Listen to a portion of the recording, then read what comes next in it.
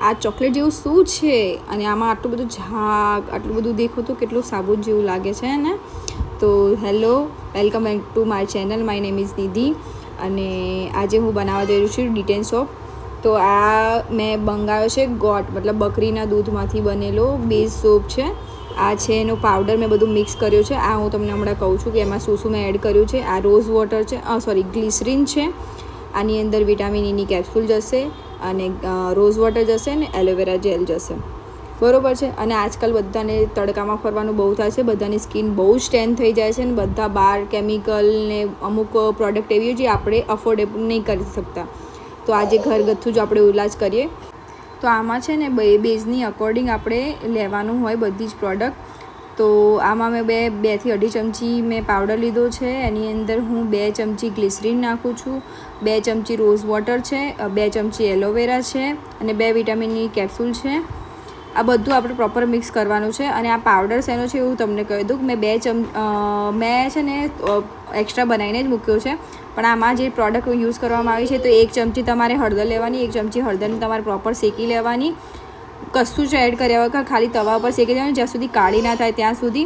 એ શેકાઈ જાય એટલે એની અંદર ઠંડી થવા દેવાની. એની અંદર મુલતાની માટી, રાઈસ ફ્લોર 1 ચમચી, 1 ચમચી બેસન, 1 ચમચી કોફી, મતલબ કોફી 1.5 લઈ શકો છો. પછી 1 ચમચી ખાંડ અને આ બધું જ આપણે પ્રોપર મિક્સ કરી લેવાનું છે. આ છે મેં સોપ બેઝ જેને કટકા કરી દીધા છે.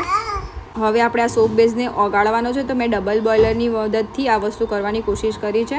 અને આપણે જો ડબલ બોઇલર કરી દીધું હતું અને છે ને એની ઉપર મેં મૂકી દીધી હતી તપેલીની ઉપર, અંદર પાણી બોઇલ થતું હતું ને આપણે એને ગરમ કરવા મૂકી દીધું છે. હવે ધીમે ધીમે જો આ ઓગળશે અને પ્રોપર લિક્વિડમાં આવી જશે ને, લિક્વિડ ફોર્મમાં, ત્યારે આપણે ધીરે ધીરે કરીને આપણો જે બેઝ બનાવ્યો છે ને એ આપણે એની અંદર એડ કરીશું અને ધીરે ધીરે એને મિક્સ કરતા જઈશું. પ્રોપર મિક્સ થઈ જશે ને ત્યારે એનો કલર પ્રોપર ચેન્જ થઈ જશે.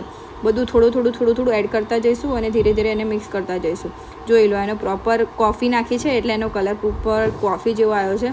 અને આ મોલ્ડ બી મારી એની જોડે સાથે જ આવ્યું હતું, જે મેં 500 ગ્રામ મેં મંગાવ્યો હતો ને ગોટ મિલ્કનો સોપ બેઝ, એની જોડે જ. બસ આવી રીતે એને પોર કરી દેવાનું મોલ્ડમાં અને આપણે એને થોડી વાર ઠંડુ થવા દેવાનું અને પછી ફ્રીજમાં મૂકી દેવાનું. 2 થી 3 કલાકમાં સોપ રેડી થઈ જશે. તમે જોઈ શકો છો કેટલો ઘટ છે. આમાંથી મેં પ્રોપર 4 થી 4 સોપ આના બન્યા અને એક નાનો સોપ બન્યો છે. જોઈ લો છો, સાબુ બનેલો છે. હવે આ બધાને મેં છે ને ફ્રીજમાં મૂકી દઈશ, કેમ કે ઠંડો થઈ જશે એટલે. અને દેખો, આ ઠંડો થઈ જાય એટલે પ્રોપર જામી જશે ને 3-4 કલાક પછી તમારે આવું દેખાશે. અને હવે આને આપણે અનમોલ્ડ કરીએ છીએ. જો અનમોલ્ડ કરીએ ત્યારે કેટલો મસ્ત દેખાય છે ને આ સોપ. તમારે આવી રીતે ડિટેન થયું હોય નાના છોકરા માટે બી, તમારા માટે બી યુઝ કરશો તો મહિનામાં તમને ફરક તો દેખાશે. પ્રોપર નહીં જાય પણ ધીરે ધીરે ડિટેન થઈ જશે. અને તમને આ હું યુઝ કરીને બી બતાવું. દેખવાનો ઝાગ કેટલો મસ્ત થાય છે, તમે જોઈ શકો છો.